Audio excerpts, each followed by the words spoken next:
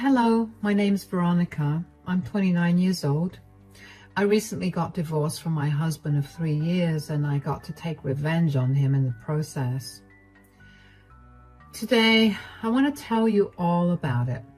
Let me begin by telling you a little about myself.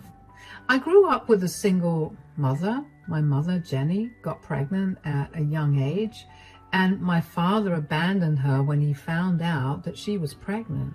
My mom's family was not happy that my mom got pregnant, and so they kicked her out. My mom was forced to raise me all by herself with no support. She could not get a college degree because she had to drop out and take care of me. Since she had no degree, she could not get a proper job. She tried working various jobs, but the only one she could stick with was the job of a janitor. The company my mom worked with was kind enough to give her some downtime to take care of me as well, so my mom continued to work with them for many years. She never got promoted or anything, but she did get some pay raises. She worked that job for years because they paid her really well, and she could afford a lot of things for me. Of course, there were many days when we struggled a lot, but I always remember my mom finding a way to make the struggle seem less painful with her quirks. She never let me go hungry, and she made sure I got my education done. I worked hard throughout school and managed to get a scholarship that paid for half my tuition to a college in my city.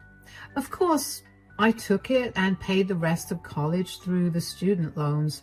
When I graduated, I found myself working at a great job where I slowly worked up the ranks until I was in a place where I was earning more money than I'd ever seen in my life. Of course, I tried my best to help my mother out financially after I got the job, but she refused to accept any help. She told me that she was earning more than enough to take care of herself, and she wanted me to focus on building my career to better heights. Aside from my career growth, I also was married to my husband, Eric. I had met him while I worked as a barista at a coffee shop that was close to college. He was an attractive man and he showed interest in me, so I played along. I ended up finding out that we had a lot in common, and we ended up going out on a date. We started dating and we were inseparable. After dating for 5 years, we decided to get married. Eric came from a pretty well-off family, so one of the funniest things to me used to be how differently we viewed things. Sometimes those views made us get into arguments, but we always compromised on things after talking about them. My mom adored Eric and thought that he was the best thing that happened to me. Eric, on the other hand, hadn't been so close to my mom. He always maintained his distance from her, and I could never understand why he treated her that way. Whenever I asked him, he told me that I was just imagining it, and eventually I just let it go. After a year into our marriage, Eric declared that he wanted to buy a house. I wasn't too keen on that idea at first because we were financially stable, but not enough to buy a house. Eric was adamant about buying a house, so I eventually gave in. He had just enough money for the deposit of the house that we ended up liking, and he told me that he wanted the house in his name, so he'd pay for it. I tried to fight it, but Eric told me that he was doing that whether I liked it or not.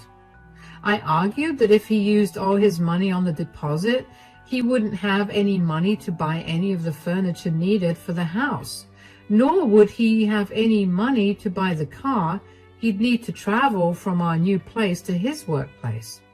We lived only 5 minutes away from his workplace, so he never needed a car. But the new place was a 20-minute drive from his workplace, and I worked on the other side of the city, so there was no way that I'd be able to drop and pick him up every day.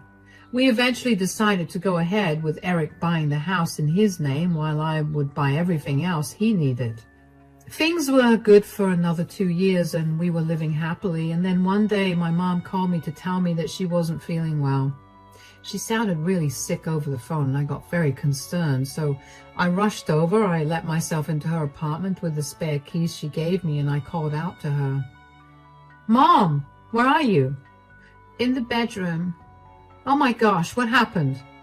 "I have no idea, but all I know is I feel like I'm hot and cold at the same time. I constantly need to pee, and my stomach hurts.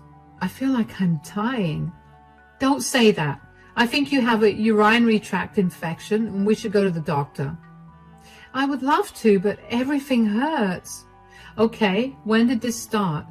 "It started yesterday, but it got really bad today." "Why didn't you call me yesterday? I would have immediately taken you to the doctor." "I just thought I was feverish because of exhaustion and lack of sleep." "Lack of sleep? You haven't been sleeping well? Why?" My insomnia is back. I've been very stressed out with the bills and making ends meet." "Mom, you know you can ask me for help, right? I've told you this many times. I don't want you to suffer." "Sweetie, I want you to live your own life without worrying about me. I worked hard to raise you and make sure that you have a good life, and the last thing that I want is for you to end up like me." "How will I end up like you?" "Helping me out will make you run out of your money. I couldn't save enough money for you to go to college, so I know you have those loans to pay off. You have a mortgage to pay for, and you have your own expenses. I don't want you to be financially unstable because of me." "Mom, you gave me everything I've ever needed and wanted, even if that meant nothing for yourself. Helping you at worst would only mean less fun money for me, which is something I'd happily give up if that means my mother's health is good." "Still, I don't want to be a burden on you." "You could never be a burden. Look, let me take care of you right now. I'll run and get you some over-the-counter UTI medication to calm the symptoms down a little. When you feel a little better, we'll go to the doctor and get you some proper medication and treatment. Then you'll come to stay with me, where I'll make sure you recover properly." "No, I'll stay here. I'm already troubling you like this. There's no need." "Mom, respectfully, I didn't ask you if you wanted to stay with me. You're doing it." "I'll be back in 15. Just hang tight." Before I could leave, Mom asked me to help her go to the bathroom because she was in too much pain to move. After I'd helped her and got her back in bed, I rushed out of the house and went to the nearest pharmacy to get my mother some medicines. I was no stranger to UTIs because I usually got so focused on my studies or my work that I often forgot to take proper care of myself, so I knew what my mom was going through. However, my UTIs were never so bad. They were usually cleared with some over-the-counter medication and lots of water. I knew that my mom's UTI was not the normal kind, not only from the symptoms she described, but also from the way she looked. She looked frail and very sick. She couldn't get out of bed to even use the washroom without my support, which she needed to do often considering her issue. When I got back, I gave her the medication and stayed by her side for 2.5 hours before she was finally feeling better enough to go to the hospital. I tried to get her to call an ambulance, but she refused because she didn't want to pay the bill for the ambulance. I tried to tell her that I would cover it for her, but she refused. I figured it would be best for me to listen to her because, believe me when I say it was a miracle that I even managed to get her to agree to go to the hospital. At the hospital, the doctor ran several tests on her that confirmed that she had a severe UTI. She was severely dehydrated, so they hooked her up on an IV and prescribed some pretty strong medicines to help her get better. When all of that was over, I carefully took my mom back home. She tried to protest living with me again, but I was not going to listen to her. I knew my mom well enough to know that she'd not take her medications at the correct times, and that would only leave her suffering for longer. If I was there, she would get better quicker. I helped my mom settle into the guest bedroom. It was dinner time, so I reheated some leftovers to give her, and when she was done, she promptly fell asleep. I quickly whipped up some dinner for Eric and me after that and waited for him to come home from work. He finally came back half an hour later. "I'm home." "Welcome home, darling." I'm so sorry I missed all of your calls and didn't read any of your texts. I was really busy with work today. I'm exhausted. Well, I have dinner ready for you. You can take a shower and then eat. Thank you. You're the best. Wait, why did you call me so many times? Oh, yeah, my mom called me today. Oh, and? She told me she wasn't feeling too well, so I went over and she looked like she was suffering. I took her to the doctor and he said that my mom had a severe UTI. He prescribed her some medication and she should be fine. Okay, that's good. Yeah, and I found out that Mom hasn't been sleeping well because of stress, and I bet that her stress led her to not take proper care of herself, which led to the urinary tract infection. I felt so bad for her, though. Yeah, well, what do you expect? She works as a janitor, so she's going to be struggling. What's that supposed to mean? I'm not trying to be offensive or anything, but come on, darling, be a little practical.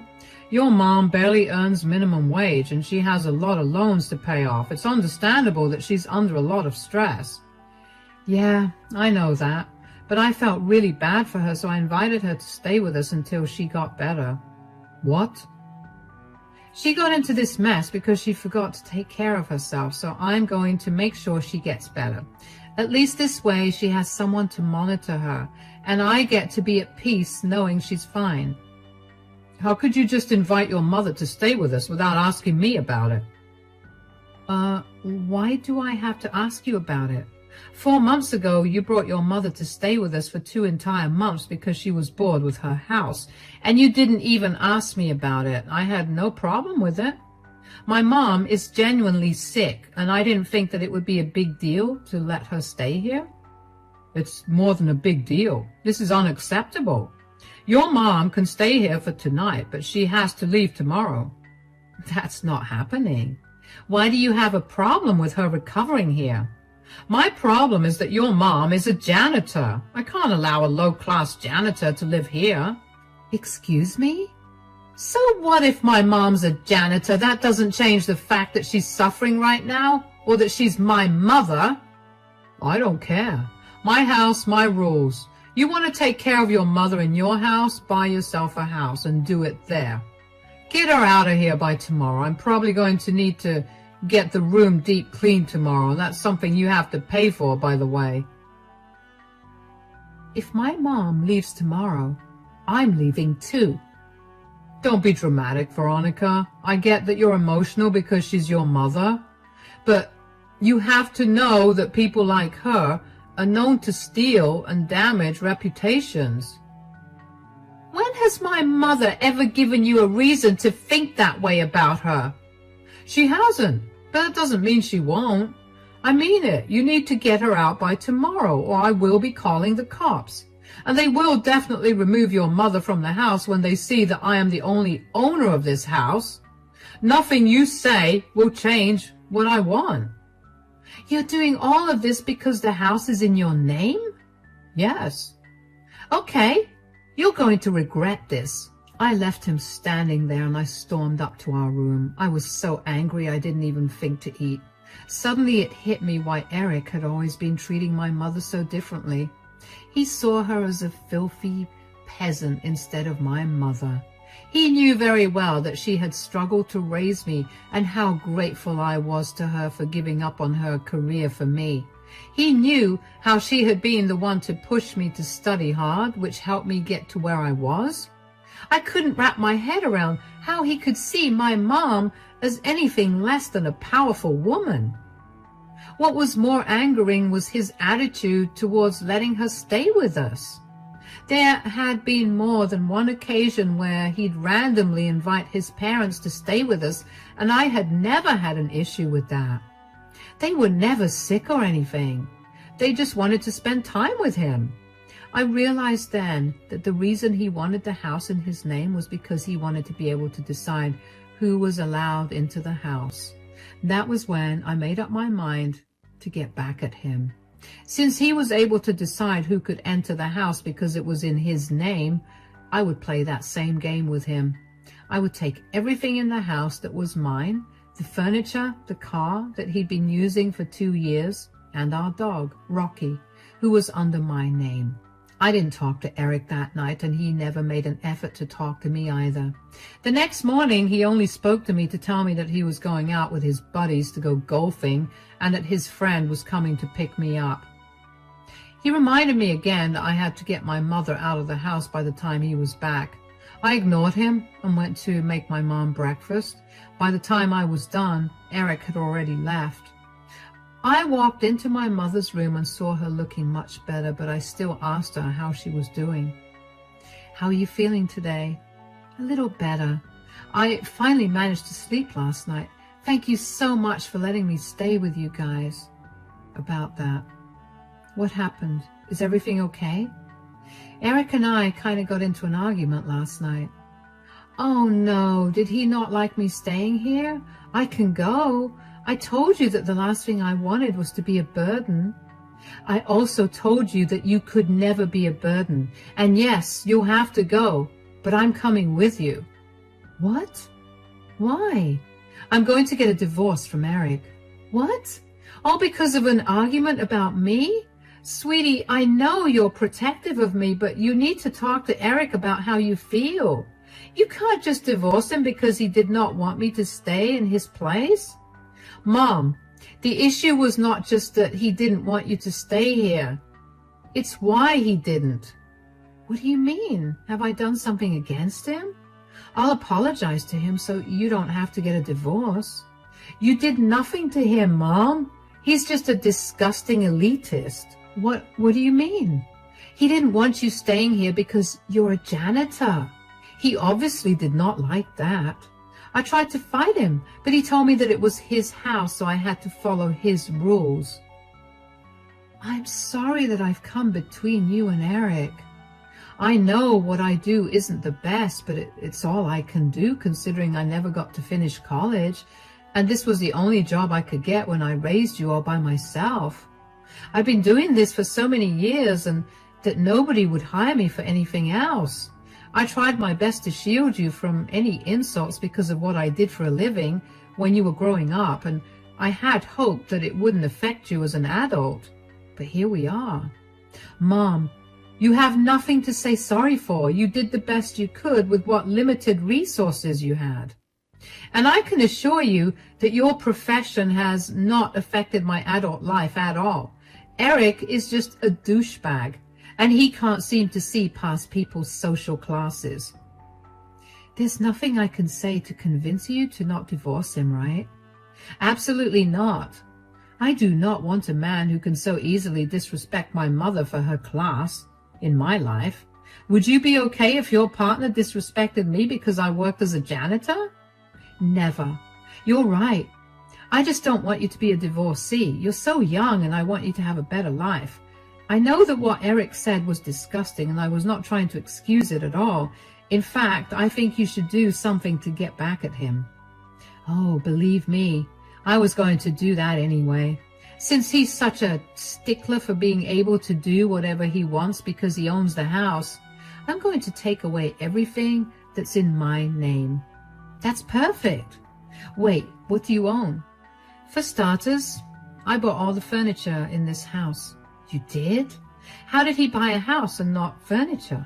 "He wanted his name to be on the deed and title, so he spent all his money on that. I had to buy the furniture because I didn't want to sleep on the floor." "Wow, he seems very irresponsible with his money." "That's not even the worst of it. The car he drives, I bought it. It's under my name. We couldn't use only my car because we work on 2 different sides of the city, and he did not want to use public transportation. I'll take that too. And lastly, Rocky is my dog, so I'm taking him too. And I'll do it when Eric is not here." "How are you going to take all of this, especially the car? Won't Eric see it?" "Today is the perfect day to do all of this. He's out golfing with his friends, and his friend came to pick him up. I'm going to drop you off at home and then get a U-Haul and take everything away." "All right. I'll ready the apartment first then." "You don't have to do that. You just rest up, okay? Let me take care of everything." I helped my mom get into the car and dropped her off at her apartment. I then hired a U-Haul and called a few of my friends to help me move everything out of the house. It took us 3 hours, but when we were done, the house was entirely bare. I knew that I had more than enough time to do all the other things I needed to do, because whenever Eric went out to golf with his buddies, they usually spent the whole day together. They'd play a few rounds of golf and then spend the day drinking and catching up. I had until late evening to finish everything. I parked the U-Haul in my mom's apartment's parking lot because I would need some time to rent a storage space to keep everything there. I then went back to the house to grab my dog, Rocky, and all his things. I put him in the car that Eric had been using for the last 2 years and drove that to a garage. I had them change the lock so that Eric has no way of using the car. After I was done with all of that, I hung out with my friends for a bit. They had a lot of questions and I answered them as best I could. They were appalled by Eric's behavior and told me that they would help me in any way they could. One of my friends knew a very good divorce lawyer in our city, so she gave me his contact number. I thanked her profusely, and finally I went back home. I cooked dinner for my mom and me and then took a nice long shower. I cried a little because I was hurt that my relationship was over. But I picked myself up. I knew that I was better than Eric in every possible way, so I needed to be around someone worthy of me. Just as I was done with my shower and getting ready to relax, I got a call from Eric. I was excited to hear what he had to say about the empty house, but I kept my cool and acted calm. "Where are you?" "I'm at my mom's house." "Why?" "Where's all our stuff? Where's my car? Where's Rocky?" "Oh, I took them all. I've already filed for a divorce and you'll be served with the papers soon." "Divorce? Are you out of your mind? Come back home right now with all our things." "Our things? I'm sorry, but I was the one who purchased everything. The car is in my name and so is Rocky." "Is that what you're mad about? Fine, just come back and bring your disgusting mother back. Just bring all the things back." "You can't possibly think that I'd bring everything back when you just called my mom disgusting again." "I'm sorry, look, I grew up in a very elitist family and it'll take me some time to unlearn my habits." "Did you not consider this habit when you met me?" "We met at a coffee shop where I worked as a barista. Was I not lower class then?" "That's different. At least you were not around trash and messes all day." "Oh, you have no idea what being a barista means. I saw more messes in one day than you did in all your life. Not only did you insult and disrespect my mom, but you also insulted and disrespected her hard work. You know how much she struggled to make sure I had a good life, and you just spat on it last night. I knew you were emotional about your mother, but I never expected you to be this emotional. I'm sorry, okay? Can you just come back, please?" "Do you hear yourself? You don't sound like you're sorry at all. You're just saying it because you want all the things you used back." "Of course I want those things back. How do you expect me to go to work or anywhere else without the car? And I love Rocky. I want to take him on walks again. You can't take him away." "Well, my car, my rules. My dog, my rules. If you want to enjoy those things, get them yourself." "Don't be so petty, please. I'm begging you to come back. I don't have that kind of money to buy a car, let alone furniture for the house. I don't want another dog. I want Rocky. I'll profusely apologize to your mom. I'll write her an apology letter. Please come back." "You threw my mother out of the house when she was suffering from a severe urinary tract infection. No amount or type of apologies will make up for that. I warned you that I'd be moving out with her and that you'd regret what you said. From now on, I want you to only contact me through my divorce lawyer. Enjoy your house. I hope it was worth losing your wife over." I hung up on him after that, and I felt very satisfied that I had managed to get back at him. I didn't answer any of his calls or texts after that because I didn't see a reason to. I was beyond upset that he thought he could dictate who came and went into a house that we turned into our home. I never expected him to be the kind of person to be so particular about who owned the house. So I wanted him to know that since he was going to be that way, I could be that way about all the things in the house that were mine. The next day, the first thing I did was file for divorce through the lawyer that my friend had recommended. After Eric was served with divorce papers, he contested them. In court, he tried to argue that I had stolen all the things in his house, but I had receipts for every single thing I bought and took back. My lawyer defended my case very well, and since Eric had been the one to bring up the point of ownership when he had kicked my sick mother out of the house, the jury ruled in my favor. We got to keep the assets we each bought, and the rest that we had bought jointly were divided between us. Eric was fuming when the jury did not rule in his favor. He now has a house, but nothing in the house. And the thought of him having to shell out thousands of dollars to furnish the house again made me incredibly happy.